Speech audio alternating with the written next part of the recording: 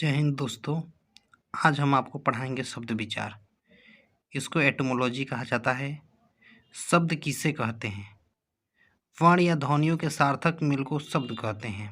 जैसे मैं हो गया, वह हो गया, पटना हो गया, लोटा, पंकज इत्यादि बहुत कुछ हो सकता है। शब्द को मुख्य रूप से कितने भागों में बांटा गया है? तो हम कहेंगे कि शब्द को मुख्य रूप से 4 भागों में बांटकर अध्ययन किया जाता है। पहला, अर्थ के आधार पर। दूसरा, व्युत्पत्ति रचना बनावट के आधार पर। तीसरा, उत्पत्ति के आधार पर। चौथा, रूपांतरण के आधार पर। अब हम आते हैं पहला प्रकार पर।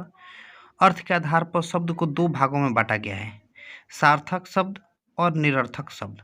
सार्थक शब्द वैसा शब्द जिसका कोई निश्चित अर्थ होता है, उसे सार्थक शब्द कहलाता है। जैसे रोटी, खाना, चाय, हल्ला, उल्टा इत्यादि। अब हम आते हैं निरर्थक शब्द पर। निरर्थक शब्द वैसा शब्द जिसका कोई निश्चित अर्थ नहीं होता है, उसे निरर्थक शब्द कहते हैं। जैसे वोटी हो गया, उल्टा हो गया, वाणी हो गया और वाय हो गया इत्यादि। उसके बाद से अब हम जाते हैं व्युत्पत्ति के आधार पर। तो व्युत्पत्ति के आधार पर जब हम आएंगे तो व्युत्पत्ति के आधार पर शब्द को 3 भागों में बांटा गया है। जैसे रूढ़ शब्द, यौगिक शब्द और युगरूढ़ शब्द। रूढ़ शब्द वैसा शब्द जिसका खंड करने पर कोई अर्थ न निकले, उन्हें रूढ़ शब्द कहते हैं। जैसे राम है तो रा प्लस म कर देने पर उसका दोनों का में से देखा जाए तो किसी का भी सही अर्थ नहीं निकलेगा। गांव है, गा को अलग कर दो, व का अलग कर दो तो किसी का निश्चित अर्थ नहीं निकलेगा। रोग हो गया, रोग का अलग करो, ग का अलग करो तो उसका भी निश्चित अर्थ नहीं निकलेगा। अब हम आते हैं यौगिक शब्द। यौगिक शब्द वैसा शब्द जिसका खंड करने पर कोई सार्थक अर्थ निकले तो उन्हें यौगिक शब्द कहते हैं। जैसे विद्यालय हो गया, विद्या प्लस आलय। ज्ञान हो गया तो ज्ञान का घर कहा जाता है विद्यालय को, तो ज्ञान घर हो गया। उसके बाद से हम आते हैं युगरूढ़ शब्द। युगरूढ़ शब्द किसे कहते हैं?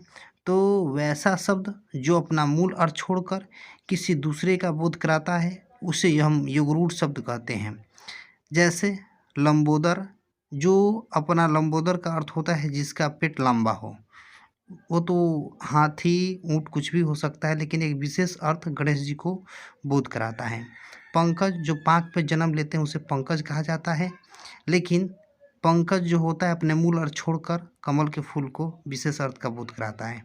गिरिधारी, गिरिधारी में होता है कृष्ण को कहा जाता है, लेकिन गिरिधारी जो माना जाता है कि जो हल को धारण करता है उसको हम कहते हैं गिरिधारी, लेकिन श्री कृष्ण को माना जाता है। उसके बाद से कल से हम बताएंगे व्युत्पत्ति के आधार पर शब्द को 5 भागों में बांटा जाता है।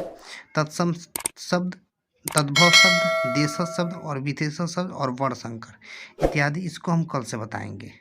जय हिंद।